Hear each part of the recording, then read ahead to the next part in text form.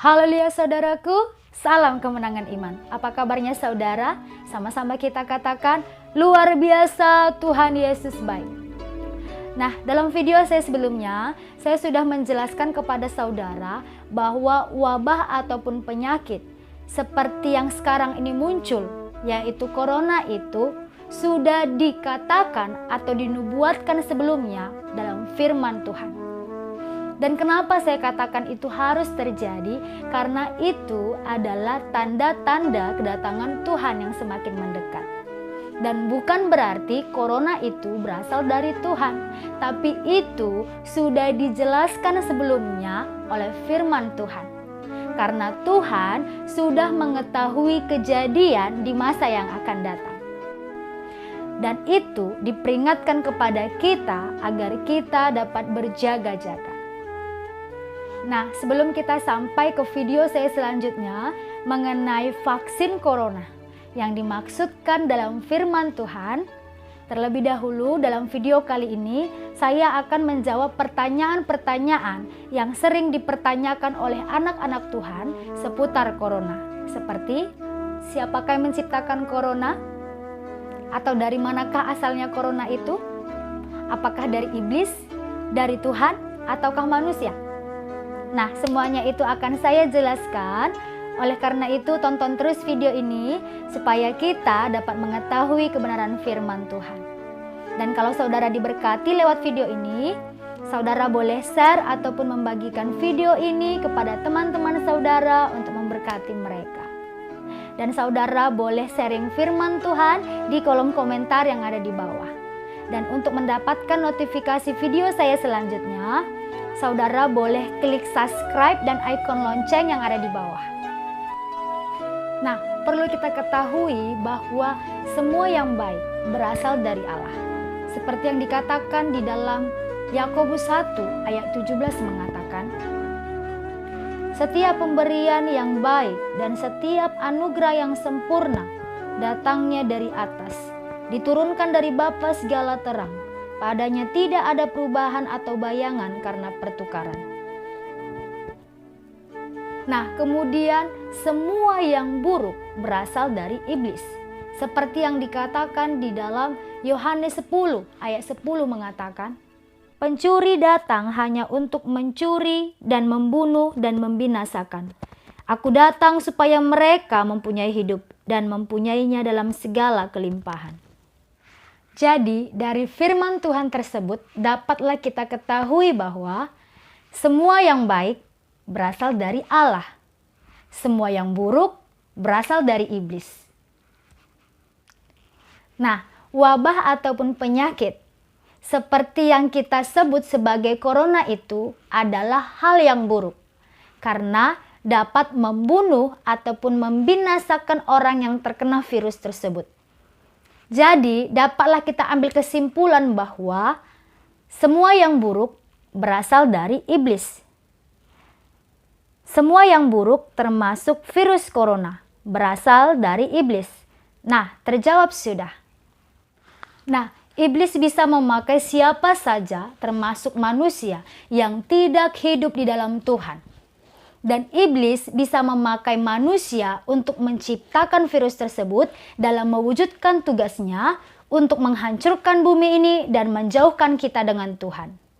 Jadi, jangan mau dipakai iblis. Oleh karena itu, berjaga-jaga dan berdoalah. Tetaplah hidup di dalam Tuhan agar tidak ada celah bagi iblis untuk mengganggu hidup kita.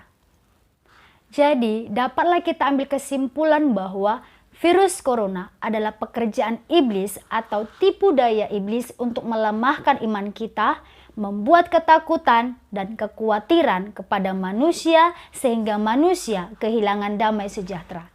Oleh karena itu, jangan mau ditipu oleh iblis. Lawanlah dia dengan iman yang teguh. Seperti yang dikatakan di dalam 1 Petrus 5 ayat 7-9 mengatakan, serahkanlah segala kekhawatiranmu kepadanya, sebab ia yang memelihara kamu. Sadarlah dan berjaga-jagalah. Lawanmu si iblis, berjalan keliling sama seperti singa yang mengaum-ngaum dan mencari orang yang dapat ditelannya. Lawanlah dia dengan iman yang teguh. sebab kamu tahu bahwa semua saudaramu di seluruh dunia menanggung penderitaan yang sama. Dan kenakanlah seluruh perlengkapan senjata Allah agar kita dapat bertahan melawan tipu muslihat iblis. Dan apakah perlengkapan senjata Allah itu? Nah, itu dikatakan di dalam Efesus 6 ayat 13-18 mengatakan,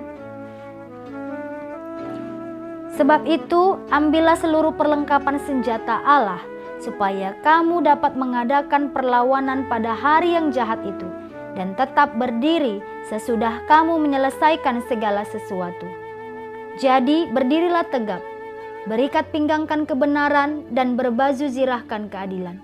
Kakimu berkasutkan kerelaan untuk memberitakan Injil damai sejahtera dalam segala keadaan. Pergunakanlah perisai iman, sebab dengan perisai itu kamu akan dapat memadamkan semua panah api dari si jahat. Dan terimalah ketopong keselamatan dan pedang roh, yaitu firman Allah, dalam segala doa dan permohonan. Berdoalah setiap waktu di dalam roh, dan berjaga-jagalah di dalam doamu itu dengan permohonan yang tak putus-putusnya untuk segala orang kudus. Dan apabila seseorang itu mengalami pencobaan, janganlah pernah ia katakan pencobaan itu berasal dari Allah, karena Tuhan tidak pernah mencobai kita. Seperti yang dikatakan di dalam Yakobus 1 ayat 13-14 mengatakan, apabila seorang dicobai, janganlah ia berkata, pencobaan ini datang dari Allah, sebab Allah tidak dapat dicobai oleh yang jahat, dan ia sendiri tidak mencobai siapapun. Tetapi tiap-tiap orang dicobai oleh keinginannya sendiri, karena ia diseret dan dipikat olehnya. Tapi pencobaan itu diizinkan Tuhan terjadi untuk kita semakin dekat kepada Tuhan dan berbalik dari cara hidup kita yang jahat kepada jalan hidup yang benar. Seperti halnya dalam kisah Ayub.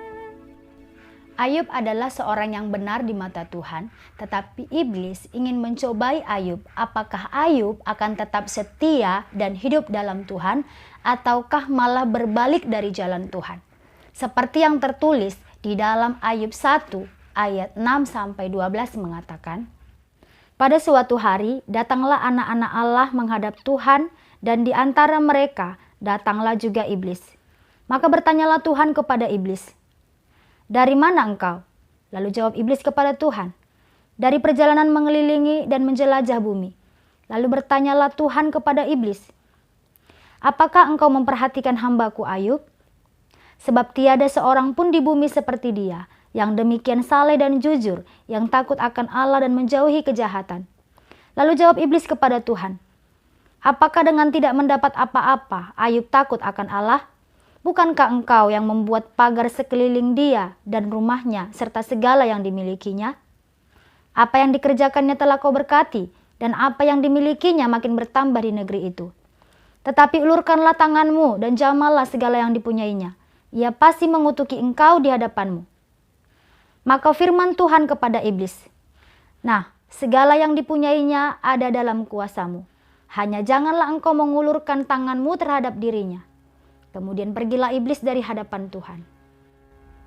Nah, walaupun Tuhan mengizinkan iblis mencobai Ayub, tetapi Tuhan tidak membiarkan iblis mengulurkan tangannya terhadap Ayub. Dan Tuhan tetap melindungi Ayub. Kemudian mulailah iblis mencobai Ayub dengan cara menyerang semua apa yang ada pada Ayub, harta benda, bahkan keluarganya. Dan walaupun itu terjadi menimpanya, tetapi Ayub tetap mengasihi Tuhan, tetap hidup dalam Tuhan dan berpegang pada Tuhan. Dan ketika Tuhan melihat hati Ayub, maka Tuhan memulihkan keadaan Ayub dan memberikan kepada Ayub 2 kali lipat ganti dari segala kepunyaannya yang dahulu. Nah, dari firman Tuhan ini jelaslah mengatakan kepada kita bahwa Tuhan tidak pernah mencobai kita, termasuk munculnya wabah corona. tapi itu diizinkan terjadi agar kita mendekatkan diri kepada Tuhan dan membawa manusia yang hidup dalam kejahatan menuju pertobatan. Dan percayalah, setiap orang yang hidup dalam Tuhan, yang berkenan di mata Tuhan, akan tetap dalam perlindungan Tuhan. Dan virus corona bukanlah bagian kita. Seperti yang dikatakan di dalam Mazmur 91 ayat 1-3 mengatakan, orang yang duduk dalam lindungan yang maha tinggi dan bermalam dalam naungan yang maha kuasa akan berkata kepada Tuhan, tempat perlindunganku dan kubu pertahananku, Allahku yang kupercayai. Sungguh dialah yang akan melepaskan engkau dari jerat penangkap burung, dari penyakit sampar yang busuk. Oleh karena itu saudara, janganlah takut. Seperti yang dikatakan di dalam Amsal 3 ayat 25-26 mengatakan, janganlah takut kepada kekejutan yang tiba-tiba atau kepada kebinasaan orang fasik bila itu datang. Karena Tuhanlah yang akan menjadi sandaranmu dan akan menghindarkan kakimu dari jerat. Nah, ada pepatah yang mengatakan, habis gelap, maka terbitlah terang. Dan kita percaya terang itu akan bercahaya melingkupi bumi ini. Dan bumi ini akan dipenuhi dengan kemuliaan Tuhan. Amin. Nah, demikianlah renungan hari ini. Jika saudara diberkati lewat video ini, saudara boleh share ataupun membagikan video ini kepada teman-teman saudara untuk memberkati mereka. Semoga bermanfaat, tetap semangat, dan Tuhan Yesus memberkati.